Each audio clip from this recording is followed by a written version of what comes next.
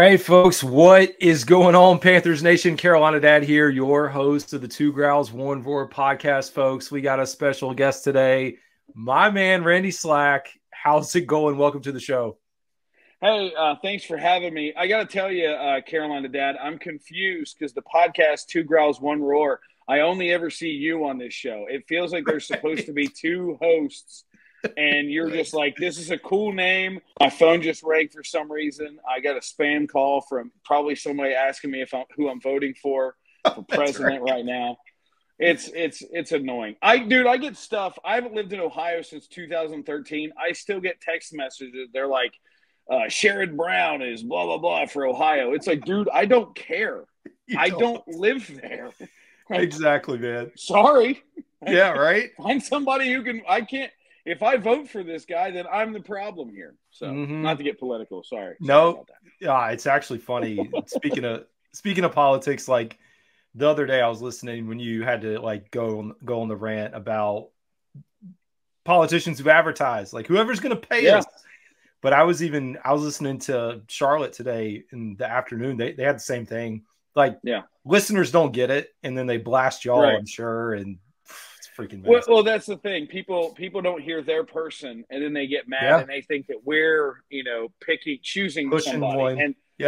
And the way it works is with the FCC guidelines, if there's someone on the ballot in the state, then or on that election, then we have to run their ad if they're running an ad. So if someone's running for city council and they're buying an ad, then we'll run it. If they're not on the ballot, then we're not going to run that stuff. But it's like, hey, if your candidate's not on radio or TV or whatever, tell them to buy. Honestly, I'd rather they not be on there because I like being the only place we don't have to worry about, whatever they're saying. It's a lot. Just go vote. Well, whatever you want. That's right. Whatever you want to vote. I don't care. Whoever you want to vote for. People fight for this country for you to have the opportunity to vote and pick which idiot's going to lead us. So go out there and do it, and pick the person that's right for you. That's right. I love it. Hey man, so I think people may think that you're imaginary because I've been talking about you for about a year and a half, and every time I'm like, hey folks, I'm talking to my man Randy Slack on ESPN Wilmington, or I've got this show, and I'm pretty sure they probably thought I was like full of crap. Sure. unless the local guys that maybe tapped in. So it's cool to have you here, man. Thanks. You do a lot. So I know modern rock, which I'm a big alternative rock guy, and best music in town for me. So whenever I can turn on the radio. Always, you got modern rock, you got Slack on sports, you've got, oh my gosh, the stand-up show.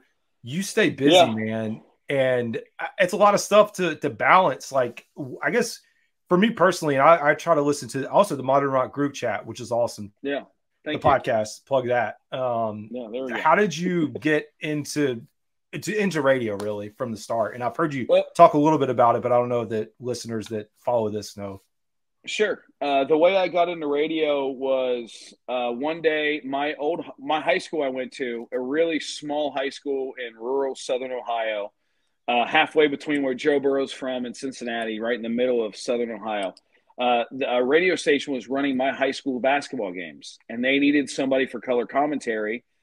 The guy who was doing it knew I like sports. He was like, hey, do you want to help me? I did it, and I was like, okay, now I got to figure out how to make money doing this. Eventually went to broadcasting school, tried to get everywhere to get a job for it. Eventually, after applying at like 30, 40 places and getting rejected or no emails back or whatever, there was a country station in Cincinnati that I just sent my demo to. And I was like, resume on request. I'm like, who cares? And he emailed me back, was like, you would work here. And then I did overnights on B105 in Cincinnati. And then I moved over to iHeartRadio, which had the Reds and the Bengals and a ton of other properties. So I worked there for a while, and then eventually moved to Pittsburgh, and then moved to Wilmington because I wanted to do my own show. And, I've been here since 2018. And then about 6 months into doing Modern Rock 98.7, as the shirt says, then they were like, hey, you like sports? Do a sports show. And I'm like, okay. And now I do a sports show, and then I'm in charge of the whole dang station. It's crazy how this stuff kind of all just happens, dude. It's weird. Were you doing sports? I know you said some of the teams there. Were you doing some sports radio like back in Ohio? I was only producing for 700 WLW, which was a news talk station in Cincinnati.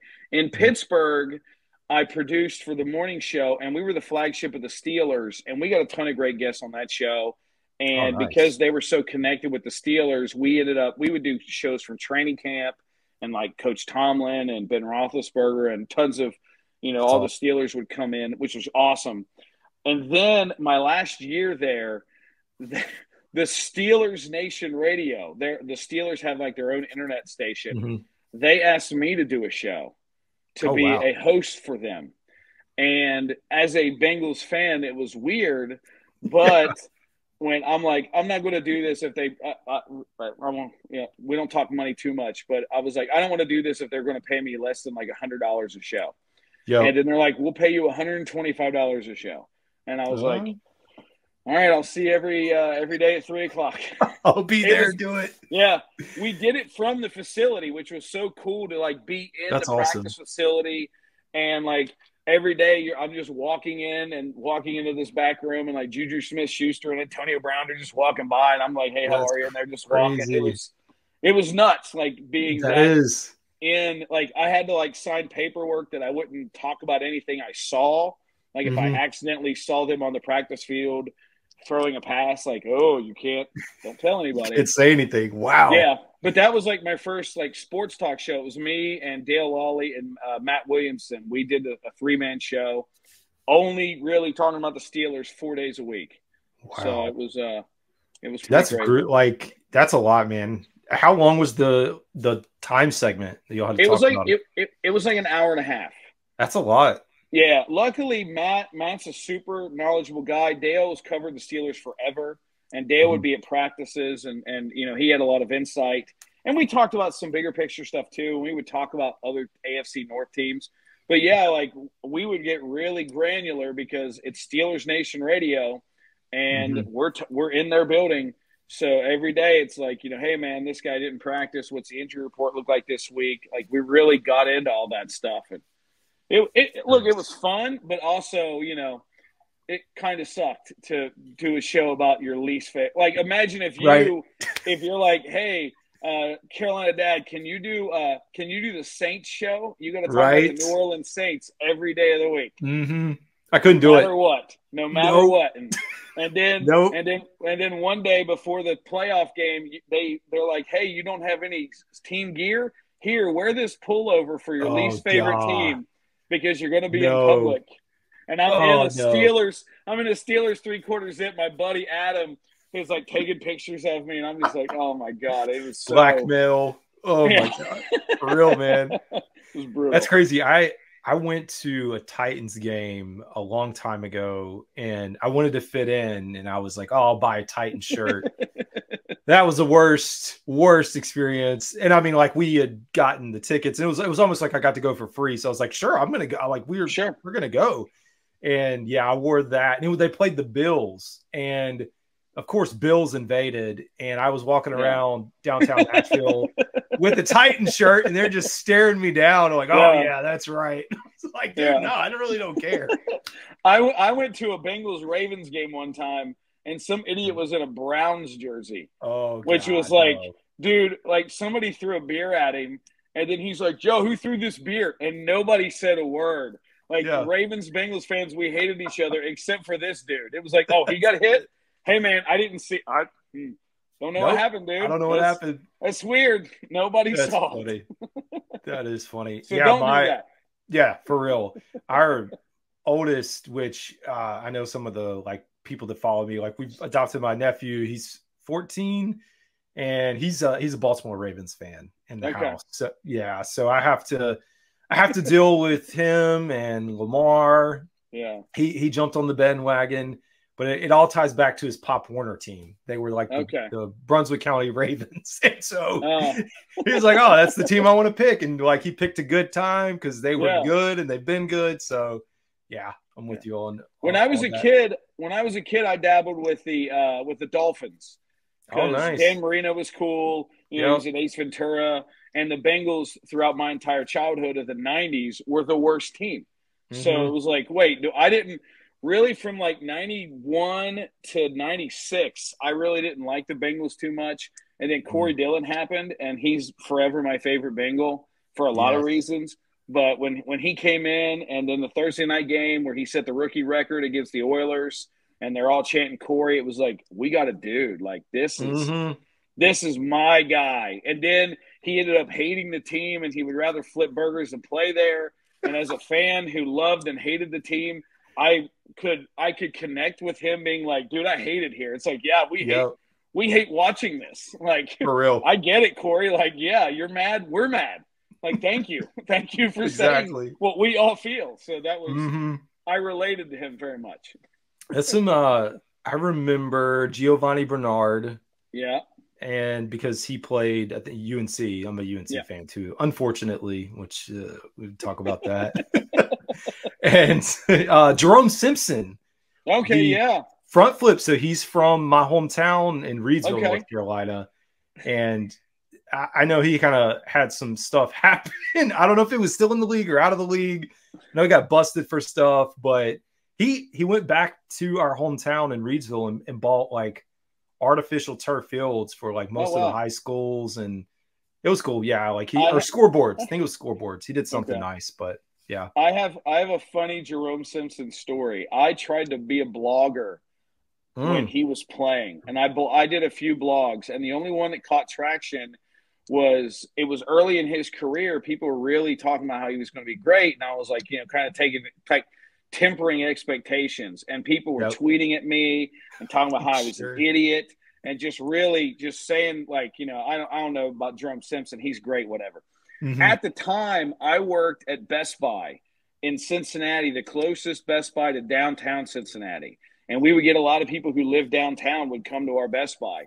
And I worked in the computer department. And it just so happens that one day Jerome Simpson bought an iPad from me. So it was weird. Like 2 weeks before, I'm on the internet talking about this guy, and now he's in front of me, and I'm like, "Hey, man, you should get this accidental protection plan for your iPad in case anything happens to it." And I'm like, I know he's going to buy it because he's an NFL player, and he pulled out the black Amex card. I'm like, dude, this is the easiest sale of my life. Like, of course he's going to buy it. Your palatial estate is very the Wi-Fi. This is the one I called from the one time, and you're like, are you in a cave? Okay. Yeah. You got to we got this from Amazon. It's like the little white, the EOS or whatever. We got like 2 of those in the house, and it gets great range throughout the whole place. That's what I need to switch. We have like Orbeez, and they're not great. Yeah. It's funny though when you're talking about the players and writing, and then like he bought the stuff from you. Yeah. I've had one practice squad player follow me now, one coach, and then he's like, I can't remember, pass game coordinator or something. I'm too scared to go back and see if they've unfollowed me after the first few weeks. I'm like, I don't know if I want to go back. Like, hey, it was good while it lasted. I'll never know. But it's funny. I kind of adjust my language now. I shouldn't, but like I never say anything bad, but like I'm always second guessing. Or when I see news pop for that player, I'm like, oh, I'm going to tweet positively about this and then have them go back and retweet it. So, man. Look, I don't want to say who it is. I'm not going to say who this person is, but there was a particular player that I knew would be very friendly with the media guys in town to try to help get people to just human nature. If a guy's nice to you, then maybe you're not going to be so mean and harsh to him. And there was a guy who, anytime he saw us, he knew all of our names. He would mention something from the shows we did. He would talk about a topic we talked about. He was very calculated in how he did everything. And, honestly, if I'm in that same situation, I'm probably doing that a little bit too. But it was just very like, oh, okay. Like Mm-hmm. we didn't really feel like anything he said to us was genuine. We felt like he's only saying this to be kind of like, hey, if I have a bad game, you're not going to say I had a bad game. You're going to Don't go, talk the about team me. kind of, the team kind of sucked, you know? So it's very interesting how that stuff glaze right over it. Yeah, there was it might have been the Titans radio. I saw there was like an interaction in the preseason training camp or something with one of the guys. They confronted one of the guys that was on radio, and yeah, it was probably like a similar situation there. It's just, I mean, new age, really fired up. Yeah, new age. It's so hard, and I try to be as positive as I can. Sure. Never, I mean, of course, never going to talk bad about the individual player, but at the same time, it's like if someone's not playing good or the team's not doing good, I got to call stuff out, like for fans to. So. Yeah, and again, I understand that for a guy playing in a sport, you take it personally because it's your job. But I think when people are commentating and they're saying, player X had a bad game, they're not saying anything about the human being. They're saying it about the player. And sometimes, and as fans too, like, people need to differentiate when you're talking. There's a line to cross, and if you're if you're like Bryce Young's not reading passes very well, he stinks. You're not saying Bryce Young is a bad dude, but if you're saying he's lazy and he doesn't really want it, then it's getting a little more personal there. Exactly. So. Yep, I agree. So we are gonna dive into sports. I only had one other just general question. Stand up, which we are talking about sports, but stand up, man. Yeah. How in the world did you get into stand up? When I worked in Pittsburgh, we had a ton of comics on our morning show, and I had a chance to meet a ton of dudes, and I got kind of into it there. For me, radio was just, I wanted a vehicle to entertain people and to talk. And it was like, how can I do that? Oh, I found radio. And comedy, doing stand-up comedy is another vehicle for me to do it in a different way. Because the art form of radio is completely different. And it took me a while to figure that out, because sometimes when I was starting comedy, I was trying to be what I thought a comedian should be and not just being me. Like on the radio, I don't feel like I'm a DJ. I don't feel like I'm just talking like I would talk. And in comedy, I had to kind of learn how to do that. But yeah, it's just another vehicle to try. Like now I host events sometimes randomly. Whatever I can do to talk and make money out of it, it's pretty fun. It's good, man. Like you said, the stand-ups, the wrestling event announcer. I hear you talking about that. Like you're like everywhere something's happening. Yeah. And dude, I get like I need to come. Me and my wife need to go to one of your stand-ups. I personally can hear the comedy. Like I know you don't have an audience there to laugh, but your sport, like even in your sports takes and on like 98.7, I'm in there in my car laughing. It's so hard. I appreciate it, dude. It's the weirdest thing doing radio. A buddy of mine, Bill Crawford, for the DV Morning Show, real funny comedian who does the radio there. He always compares telling jokes on the radio to throwing a snowball in a furnace. He's like, you do it.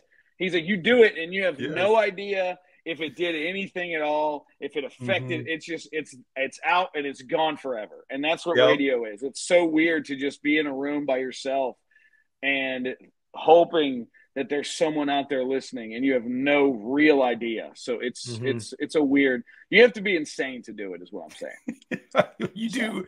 Oh, you do a great job. Seriously, I'm crazy. Thank you. The other thing, the 98.7 Modern Rock. I don't know what to call them. The blurbs of the jokes, and it's like, what the? Who do you write those, or is it? I do not. Okay. A lot of those predate me. I don't know who wrote them. I'd love to take credit for them, but I have no like the attention station employees. I know those. I know those are done by a guy named John Frost. Okay. Because when I worked at the X in Pittsburgh, the alternative rock station up there, we heard the same ones. When I came down here, I was like, "Oh, I've heard this before." Yeah. He made some just for Pittsburgh, which was fun. Like our program director at the X, he was at the Nirvana Unplugged, that MTV Unplugged, the real iconic performance that Nirvana did. And there was one of them that was like attention station employees come to the program director's office. He's going to tell us how he was at Nirvana Unplugged again. And it was, it was a nice little jab at the station, an inside joke. And, only people that really work there would get it. But it was, it was fun to rib on your boss a little bit. It's a good time. That's awesome, dude. All right, man. So I guess we can get in actually one other, and I keep saying this is going to be it. Things keep coming to mind. Sure. Speaking of the Panthers, Bank of America Stadium, I hear there's a big rock concert coming into town. Yes. And y'all are still – is the giveaway still happening? The giveaway ended today. Oh, nice. It was crazy. Yeah, it was crazy. Last week, we get an email from their management company, from Metallica's management, and they're like, hey, would you guys be interested in doing a ticket giveaway? And we're like, duh, of course. And they're like, okay, you can't say anything for a few days. Like, they were very restrictive on how we had to announce it. But, yeah, Metallica coming to Bank of America Stadium Saturday, May 31st. I will say this. We did do one giveaway. There's a possibility we're going to do another one coming up around Christmas. And because, we're in Wilmington on the coast, what we might do with that is we might also get a hotel and a gas card. Ooh, so nice. Getting somebody hooked up so you don't have to drive back hungover or still loaded from the Metallica show. So, dude, I haven't even looked. Have tickets actually gone on sale yet? They go on sale tomorrow. Well, okay. I don't know when people are listening to this, but they go on sale Friday. Yeah, September 27th. So, yeah. Nice, man. Are you going to make the journey or? Man. Honestly, look, I'll tell you this. I've seen Metallica twice. And it was awesome. The first time I saw him, I was on the floor. It was right by the stage. It was so cool. I'm cheap in a lot of ways. I'm a seat snob, though. 100%. Yes. I'm a seat snob. And part of me is like, I wonder with my job and, working at the rock station and stuff, maybe can I possibly pull some strings and get some good tickets for it? If I can, I might do that. But, I don't want to. It's with great power comes great responsibility. You know what I mean? Yep. Like I'm going to have to take a day off, And dude, you got to factor all that. Yeah. That's like me traveling. Go ahead. No, you're good. I was gonna say that's just like me deciding if I'm going to a Panthers game, man. I'm like, it's a journey, it's a trek, dude. That's 3.5 hours, whatever it is. I went to Metallica in Raleigh, and because the show was a midweek and I have to be on the radio at 6 a.m., I just, instead of going home, I slept in the studio for like 4 hours and then just woke up and did my show. Like I left the concert early, obviously.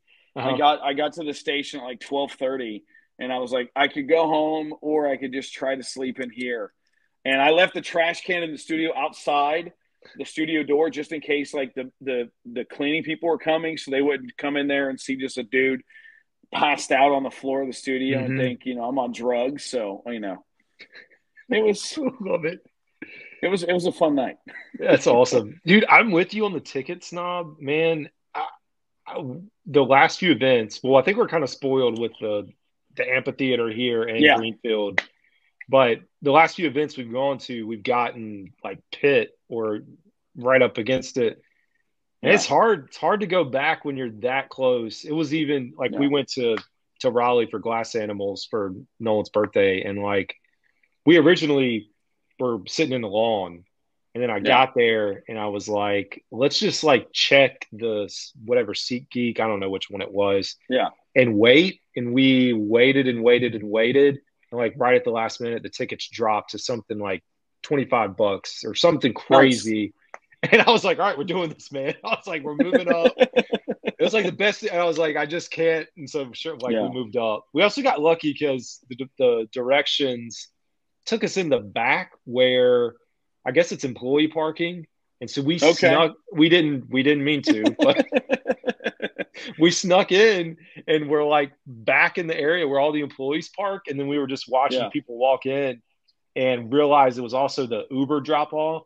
So I was like, all right, this is what we're going to do. We're going to stay in the car to, nobody can figure us out. We're going to sneak up on the hill where the Ubers are. And when a car comes with a lot of people, we just jump in the crowd and we did. Nice. I was like, there's no guarantee our car is going to be here when we get out, but we'll go for now. When I got the job interview for Modern Rock, they flew me from Pittsburgh down to Wilmington, and they paid for my flight. And when I checked in at the airport, it was like $50 to be in first class. So I'm like, well, I'm doing this. Yes. You know? So like, I was like, this is all I have to pay. Then absolutely, I'm doing this. So that's awesome. Well worth it. Nice, man. Well, I guess we will now get into some football talk because it's a big game, man. And you know, Panthers guy, and you are a Bengals guy, so it was the perfect opportunity. Season's busy. I know you're busy, so I appreciate you coming on to talk a little bit of football. I'm always coming on the show talking about the Panthers. So I got to ask, man, you know, we talked, I guess it was yesterday. I could have never imagined we'd have the Bengals at 0-3 and the Panthers with a better record at 1-2 heading into this. So what's your thoughts like so far with the Monday night loss? They've been competitive from what I can tell, but haven't been able to kind of get over the finish line, a few of those. Yeah, I mean, you know, they're a missed kick away in Kansas City to potentially winning that game. They're a fumble in the end zone away from potentially beating the Patriots. They're, you know, getting a stop against Washington to win that game. So, like, they're close. Analytically, they're like, they should have like 1.3 wins or whatever. Like, they should have a win at this point. The thing normally is Joe's injured, which he still is with his wrist.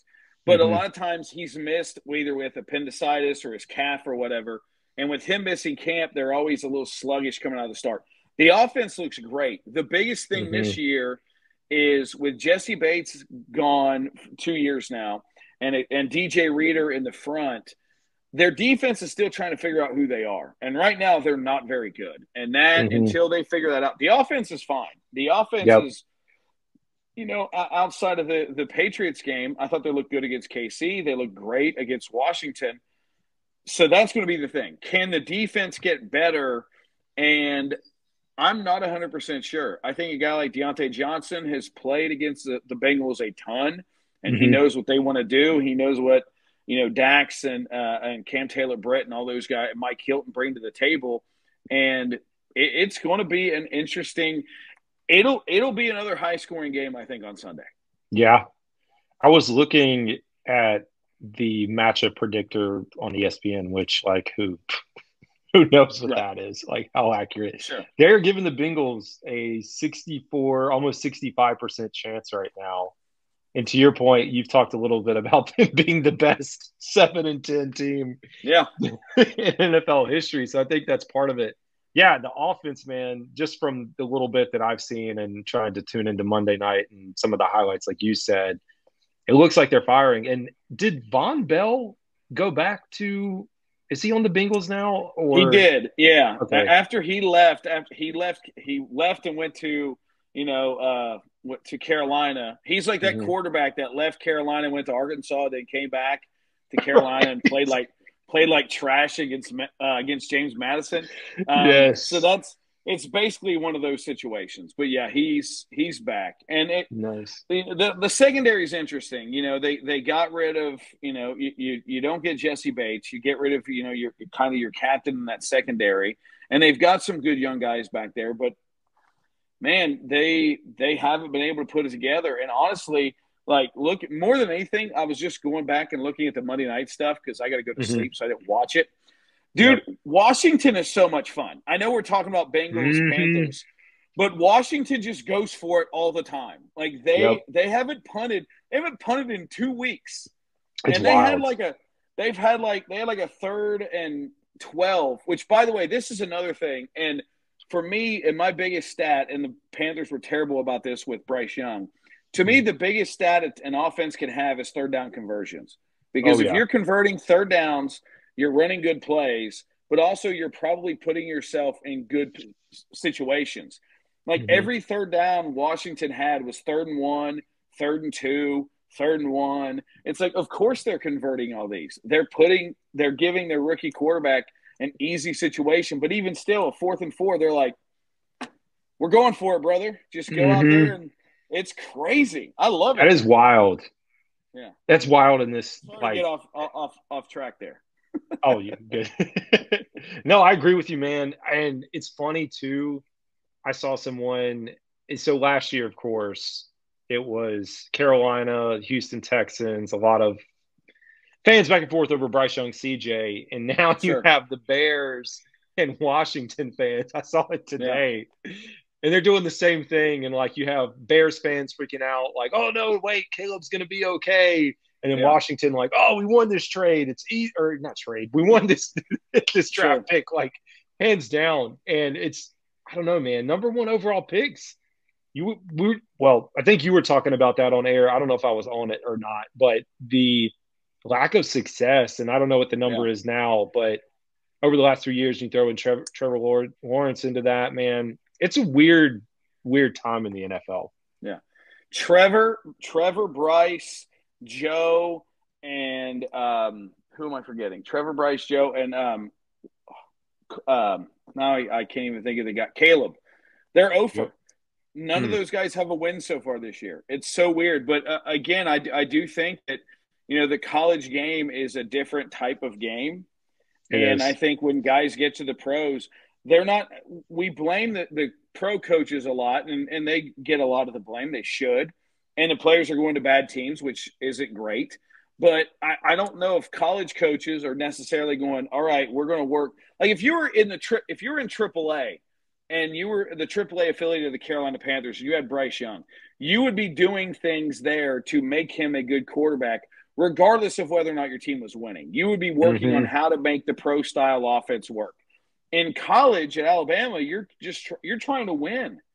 And it's a totally different like game down there. So I don't know if guys are really getting, the proper development. And not saying coaches in college should worry about that. That's not their job.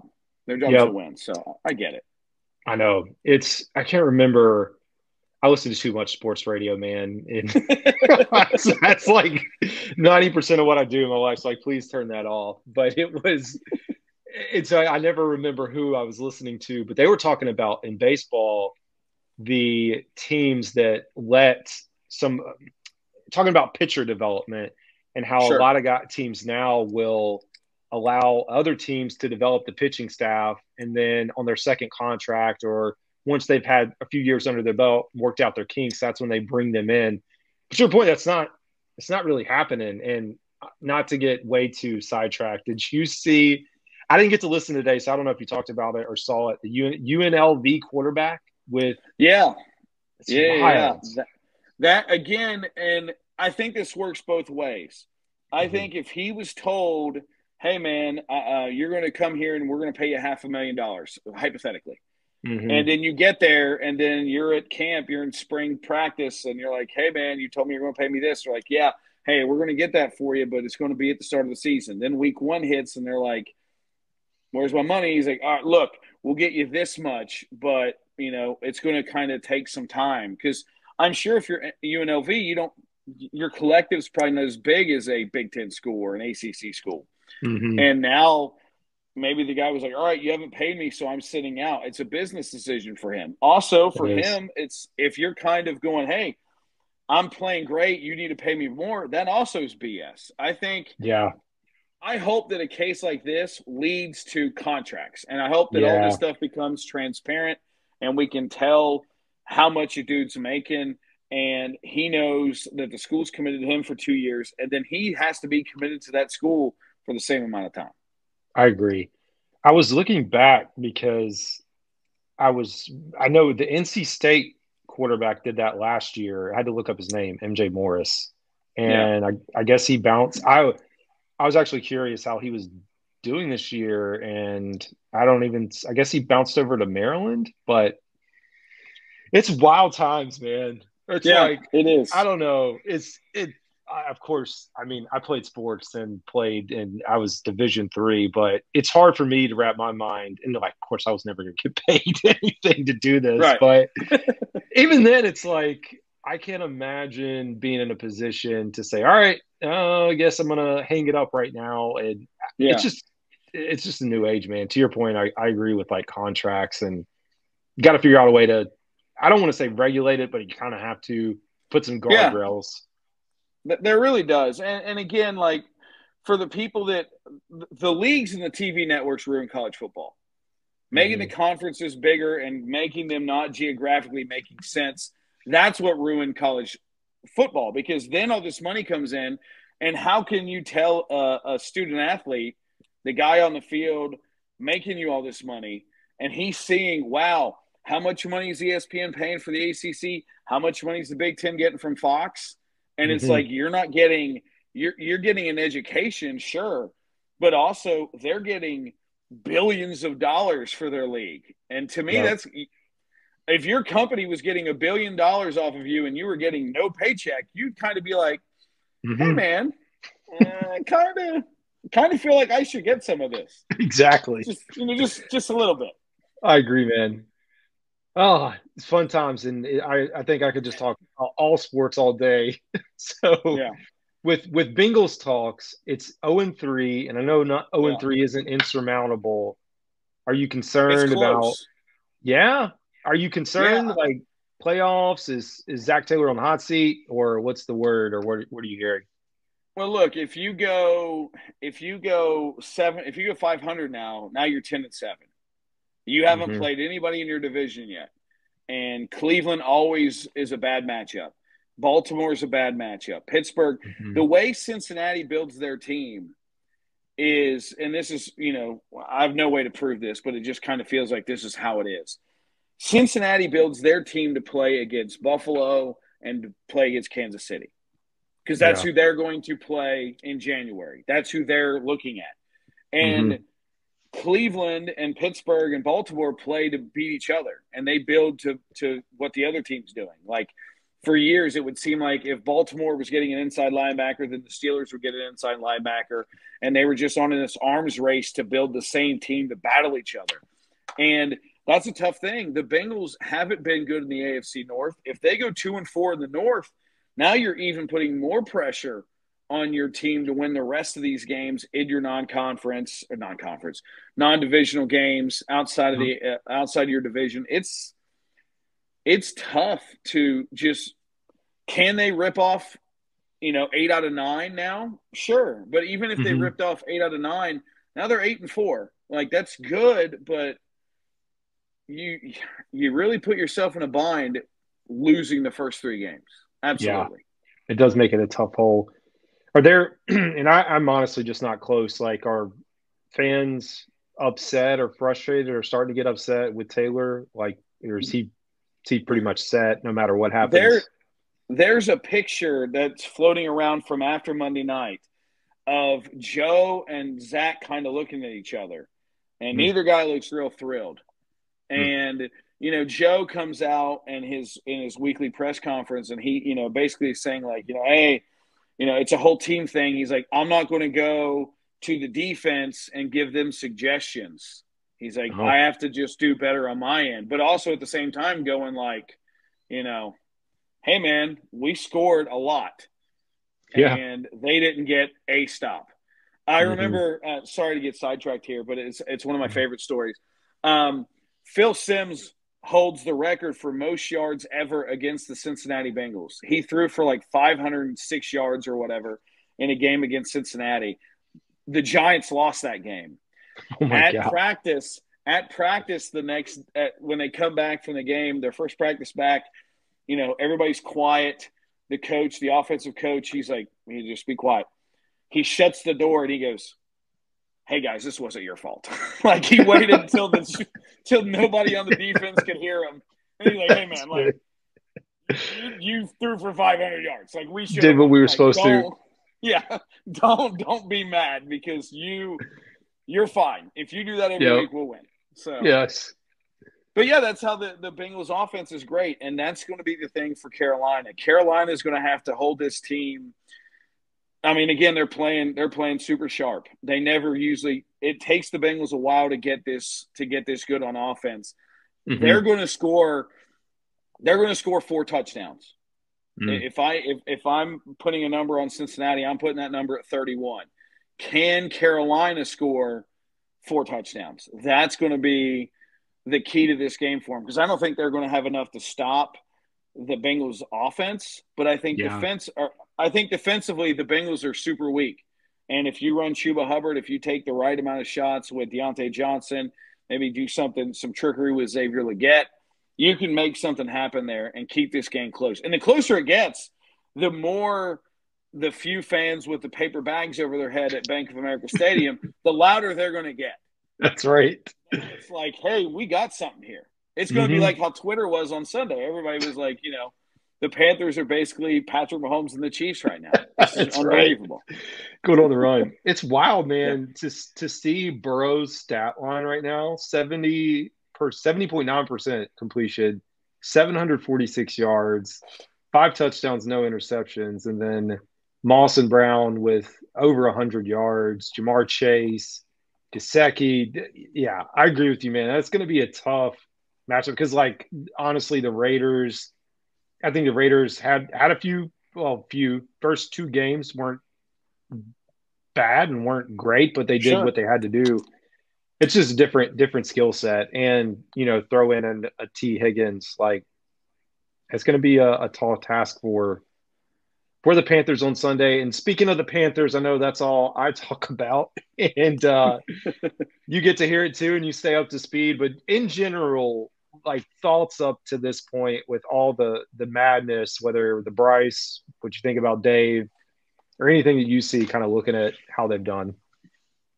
Again, I don't think it's as bad as they say it, as people kind of make it out to be. And if I'm running this team, I saw an article on The Athletic today, they were talking about trade packages for Bryce Young, and it was 5th round picks. Oof. To me, if I'm running the team and I'm only getting a 5th for Bryce, I'm keeping him. I'm at least keeping him, and I'm at least seeing if he can run the team next year. And no matter what happens this year, I'm taking the best available player in round 1. I'm not worried about whatever quarterback is out there, because for this Carolina Panthers team, they need talent. And what I would do is, Canales and Morgan didn't get to pick their quarterback. Bryce Young was kind of already here. If I'm those guys, I'm looking at a guy we can get in the mid-rounds that maybe you can coach up and you can develop. And for Canales to be like, this is the kind of guy I like, get that guy in the 3rd, 4th, 5th round, see if he can pan out.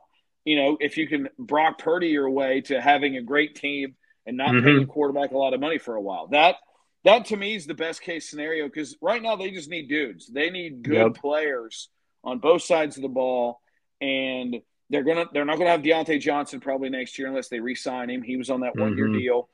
They're gonna need weapons. They're gonna need people. But I don't think it's as bad as maybe people think it is. Yeah, I agree with that. And I think I saw that article, and Joe Person, who's shout out to Joe. When I did the show did the show with him, our AC went out, and I was up here sweating my butt off recording, and I was like, "Oh, we're getting it fixed," and he's like, "Are you sure? Are you sure you want to keep talking?" He was like, "It's like, dude, we can stop talking right now. It's fine. Go get your hair." I was like, "I promise." He's coming over here. Yeah. It was gonna be fine. I agree with you though, man. I think best available. It's weird, and I know I was in the camp of once we saw Bryce for 2 weeks, I was like, okay, we got to have a change. Yeah, I do think fans are trying to push it. Outside media wants to push. People just want a decision on, is he going to be here or is he not? Yeah. And what I've been trying to say is you're just going to have patience. Andy Dalton has had, injuries, or any quarterback facing injuries. And I think at this point, you need to keep him for a little bit longer, like you said, and maybe bring in someone next year to compete and see how he goes from there.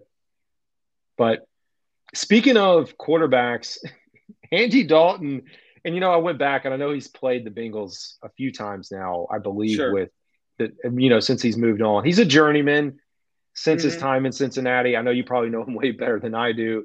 We got Andy Dalton versus Joe Burrow. And I think there's some Panthers fans riding on cloud 9 right now, thinking that we've got the I think it just came out, the FedEx Air Player of the Week. Yeah. Number of yards and touchdowns and all that. But I guess my question, do you think Andy can repeat last week, or is he going to kind of settle down into being a little bit normal? I think he'll have another good week this week. I think the Bengals defense isn't great, and I think there's an opportunity for him to make something happen for the offense for Carolina. I think this could be, maybe this won't be the as big of a hit as his first hit, but I think this could be pretty good. The thing with Andy is he's not bad. He's not I've always compared Andy Dalton. I don't know how much of a gambler you are, Carolina dad, but I like to say that Andy Dalton is an 18 in blackjack. If you have an 18 in blackjack, it's pretty good. That is. You're doing pretty well. You're going to sit on an 18 and you're going to hope for the best. But if that dealer shows a 10, if the dealer has an ace, you're probably outmatched. And unfortunately for Carolina, there's an ace showing on the other side. The dealer's showing you an ace, and you're sitting on 18, and you're like, we could win. We might push, but you're not going to put all your money on it. And that's what Andy is. And honestly, that's okay. Like the Panthers don't – for your backup quarterback to be a guy who's serviceable enough that you can win some ball games and be competitive, that's really all you can ask for. As far as backups go, he's probably one of the best backups in the league, is whatever that credit or award goes to. You know what I mean? Right. Whatever that honor is. He's the nicest guy in prison, That's right. I love it. I agree with you too. And I always like to think about it like if he was, the ace in the pocket, like you said, he would have already been starting somewhere else. Like there's a reason that he's bounced around, I don't even know, Dallas, Chicago, New Orleans, and now here and kind of, 1 year journeys. I know here he's been here for 2. But yeah, I'm like, let's, roll the dice, like you said, to that 18 and just trot him out there, see what you can do. But I agree, man. The battle against Joe Burrow, at least from what we've seen the first few weeks, it's going to be a tough matchup. But he's a good guy. Yeah. He's got a lot of experience. I mean, you could do a lot worse. You could have Will Levis out there. It's true. It's your starter. Oh, God. No joke, man. Well, speaking of quarterbacks and weapons, we know Adam Thielen got hurt, and then he got confirmed that he was going on IR. Panthers also have Jordan Fuller, which is a safety, going on IR. Lots of question marks. And Damian Lewis, who's starting left guard. So and Panthers in general are kind of banged up right now with Brooks running back on the non-football list, DJ Wonham on the PUP, like IR, I should say, starting on the IR. It's a rough time right now, man. So, and I know it seems, I was trying to go out before this and look at the injury report. I didn't see anything significant. We've got a few guys that were limited, a few guys that didn't practice. I saw Jamar is dealing with a shoulder injury. Joe's wrist, he was a full participant. His wrist has been a little wonky. It's so hard to tell. When you're looking at a Wednesday practice report, a lot of veterans don't play. A lot of guys, like I saw Jadeveon Clowney didn't practice today for the Panthers. That has nothing to do with his availability. It's just Wednesday, and if you're pushing 30, you usually don't practice on Wednesday. So it's so hard to tell. You really will find what's going on with these dudes once we get tomorrow and, the closer you get to game day, which is why I'm glad I do all my picks on my show on Friday. Because the Friday injury report hasn't even come out yet. So I'm probably still wrong. There's going to be a dude who's like downgraded. I'm like, cool, I picked them because he's going to play. So that's right. Oh man, we do a college football pick 'em, and I'm battling towards the top, but dude, it's been rough. And they always get me too because they throw UNC on the schedule, and they know that I'm like, no matter how bad they are, I'm always going to pick them. So we had them last week, and last week I was kind of itching like, those first few wins of this year weren't great, and they struggled against Central. And I was like, I felt like I got to go with JMU, and I didn't. Of course, I got burned. But now they have Duke, so. No way I can pick against that. I don't know how you give up 70, dude. That's bad.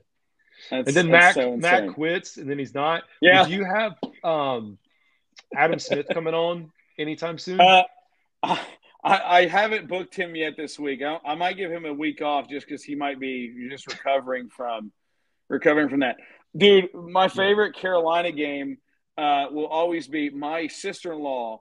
Her first day it was a freshman. I think it was her first week on campus at Appalachian State. Carolina plays at App State, and she goes to the game. She's never been to a college football game before, and it was that game where, like, App scored 49 points in the fourth quarter, and the game was like 64-63. Crazy. And I text her, and I was like, look, they're never going to be this – the games are never going to be this crazy. Yeah. The first game you go to is the most bananas football game I've ever seen in my life. It's not always going to be like this. Yes, and it wasn't. Dude, what a first game! What a first game to see! Like, that's just got to be just bananas out there. Yeah, I remember, like, just various games that I've gone to in my life, and I grew up around Carolina, like North Carolina, and so I was like, oh man, North Carolina football's environment is fantastic. And then I took my wife, and she's like, what is this? Like, what are we watching golf? I was like, what do you mean? And she's like, oh, we're going to a South Carolina game, and they're big Gamecocks. And I went down there and was like, okay, yep, SEC football is on a whole nother level, which I think App State too. Like, App State has a really good program, so I know their game day environment's probably better than whatever North Carolina's got. Yeah, I went to one Carolina game. I went to Clemson, Carolina. It was Sam Howell versus Trevor Lawrence. That was a really fun game. That was a cool one to go to. That is really cool. Yeah. Bengals, Panthers, and I keep getting off track, which is fun. So any last thoughts of things that you're looking for on Sunday? And then if you want to throw out a prediction, you can, or if you don't have to. Again, I kind of out there earlier, the Panthers have to score 4 touchdowns. Mm-hmm. That's going to be the key for them. I do think I heard one time, and this is something that always sticks in my head. We had Merrill Hodge on our show all the time in Pittsburgh. And one thing he said was never embarrass a professional, because once a guy gets embarrassed that next game, he's going to show everything he can to prove that he's better than what he put on tape last game. And the Bengals defense has been much maligned because, well, they haven't been good. And I do think that they're going to look to play better. They'll probably play a little bit better, but I still think there are going to be opportunities for the Panthers if they can get that running game going. But yeah, I think Cincinnati is going to score 4 touchdowns, and for the Panthers to win, you're counting on Carolina to score 31 or so. And if you think they can, then there you go. But that's a tall task for an offense that doesn't have a ton of star power on it to get 4 touchdowns in the NFL in today's NFL. I agree, and I think missing Adam Thielen is going to be a big part of it, because now you got to rely on Xavier, you got to rely on Mingo.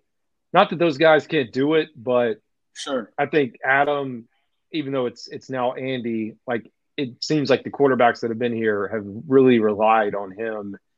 Well, like what we saw out of Johnson, but I don't know if he can replicate that. I agree with you, man. And it's going to be it's hard for me to pick I'm not picking the Panthers, but hard for me to imagine the Bengals starting 0-4 right now.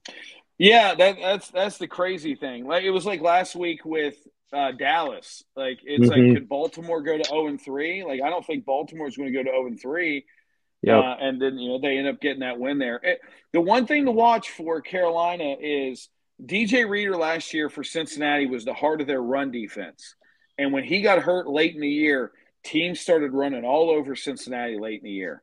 And if Carolina, they put some other guys in there, but they haven't really filled that spot on the interior defensive line. And I think that could be, depending on, what the offensive line's situation is for Carolina, that could be the opportunity to get some big plays, get Pratt and Logan Wilson kind of moving around and watching the play action, and then doing something downfield. That, to me, if I'm Carolina, I'm running and trying to take a shot to Deontay Johnson, hoping he can get past Taylor Britt and get a touchdown here or there.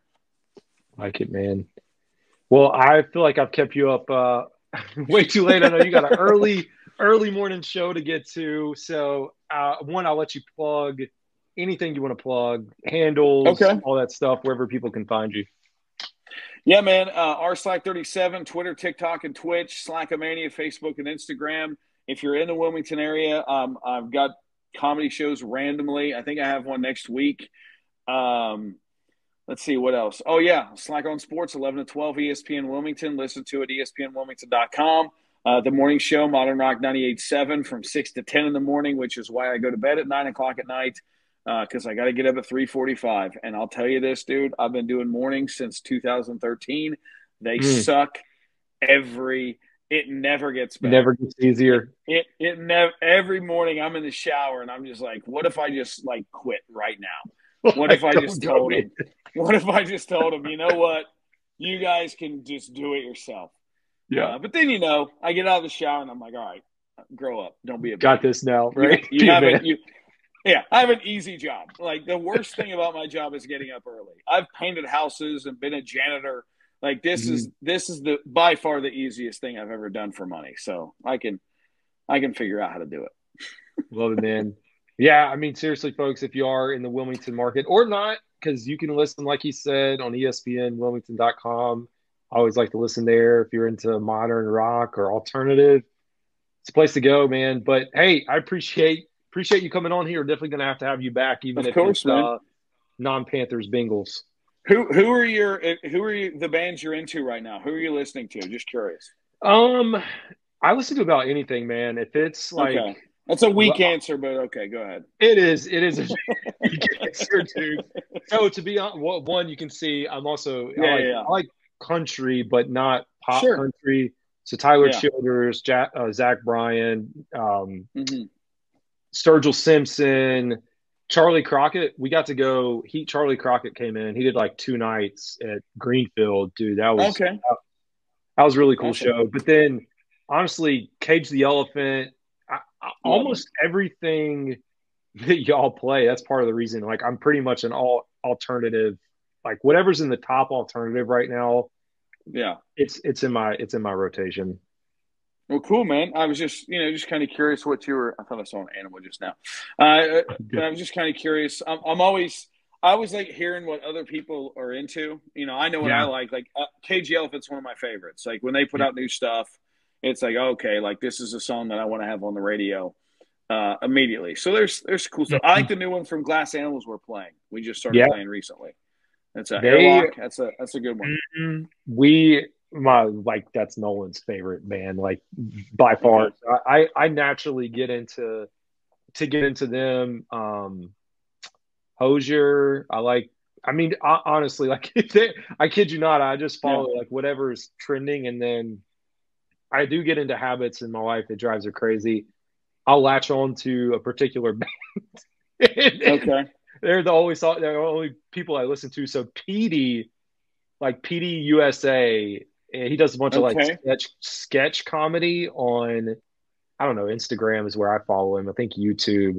But I got very into his like alternative music. It's not like knock you off your feet, but he was one. He was a bigger one. Noah Khan, which I think was like, dude, just blew up, man. I kind of like folk, like Judah and the Lion. I know they're another big one. Somehow, if they throw in a banjo, I'm sold. I'm like, oh, that's awesome. They got the banjo. That's all I need. All right, you got me hooked. I'm like that with if they put a sax, if there's a sax solo in a song, sax too. Like I'm like, okay. Like I was listening to some new stuff that they were trying to get us to put on the radio, and this one song, "I'm in Love Subaru" by Sports Team. Like it starts with a sax solo. And I'm like 10 seconds in, I'm like, all right, we're going to put this on the radio. Like, I don't even know what the rest of the song sounds like. I don't care. I'm like, this rules. Like, I just want this in here. I'm keeping you now because this is just what I do. No, it's good. A funny story. One time when I first started down here, I went to Carolina Rebellion at Charlotte Motor Speedway. It was my first year doing my own show, and they have a tent set up, and they're like, hey, artists will be here or whatever if you want to talk to artists. And I'm like, cool, or broadcast. And like Sirius XM had a table, and there was really nobody in there. And I'm just kind of in there just playing on my phone, just waiting to see what's going to happen. And there's 2 tents, and I'm in the first tent. And then in the back tent, this guy comes out of there, and he goes, hey, man, he's like, we really don't have a lot of stuff going on right now. But if you want, there's this rapper back there. If you want to talk to him, it's this guy Jelly Roll. If you're interested, my God, dude! If you're interested, you can come talk to this dude. This is 2018. Yeah, I'm like, I don't know who a rapper named Jelly Roll. Right. Thanks, but no thanks. This guy's not going to become the biggest musician in the world anytime soon. Like, right. Why would I want to get on the ground floor of a guy who's going to become a phenomenon in 2023? Like, yeah, seriously. Thanks. That is wild. I'm with you though, man. Like his blow up, whatever. I'm the same way. Like I remember I was traveling for work like around that time. Might have been 17 or 18, and he was in Arkansas at this like outdoor club thing. And I was like, isn't he like trailer trash rap? Like, pop rock? And I was like, oh, okay. I don't know. That dude, man, he stuck with it. He has good music too. Yeah. He really does. Yeah. He seems like a good guy. We did a thing with Almost Monday. They came to, we had a chance to do a free show with them at Hooligans in Jacksonville. Like 6 people showed up, and now like they're going on like this big tour, and it's like, like damn, man, like you never know. Like some of these smaller bands come through when you get them, and you never know what's going to happen. It may be, a big dude. It may be, just some guy who had one song one time. Which even then, good for you. You come out with a good song, one good song. That's pretty sweet in my book. Yeah, it's hard. Our old youngest. Pearson, he's like 19 months now. He is all about Seven Nation Army and Enter Sandman or any rock. Like he is like throw it on. He likes those drums. I got you. The drums. He's like that's my jam. He's all about it. Like go for. We're gonna try to like find a football game to take him to with like marching band to see. I'm sure he would go crazy on that.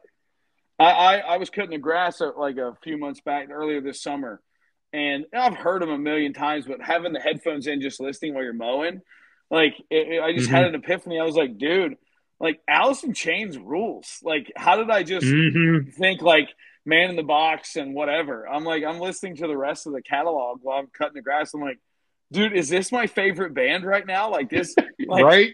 It was like when I worked at DV, the Classic Rock in Pittsburgh. I was like, guys, you heard of this Led Zeppelin? These dudes it's so true, man. These dudes are happening. Like these songs are pretty. These songs are pretty cool. I get the appeal now. It is like my dad's big into Leonard Skinner too, and like that's another one that I've started to play. And Pearson loves that too, man. He's just like any rock music, throw it on. How do they? I know I'm keeping you too. How do you get approached for like? Is it record labels that say, "Hey, can you play this song?" Or do you have like, I don't even know what you call them, music groups or Well, I'm learning all this right now, actually. And basically what happens is, and it happens a couple different ways. I can look at the charts, and what I'll do, because we're not a rated market here in Wilmington, like we don't get ratings like you do in like Raleigh or Charlotte or whatever. But what I can do is I can look at like what we're doing and kind of what I'm feeling, and I might be like, this song's a good song. We should probably play this more.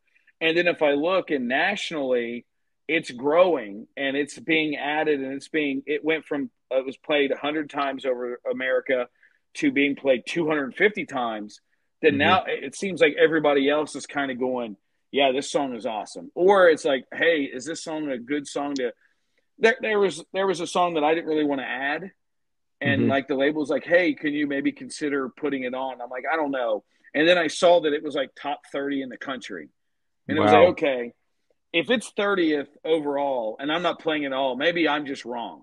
And maybe I should play it a little bit because other people are into it. So it works a couple different ways. I heard a few new songs from a record label guy let me hear last week that I'm not at liberty to tell you what I heard. I have to keep everything. It was very exciting. I was very like, oh, I get it. I'm getting top secret information. This is so cool.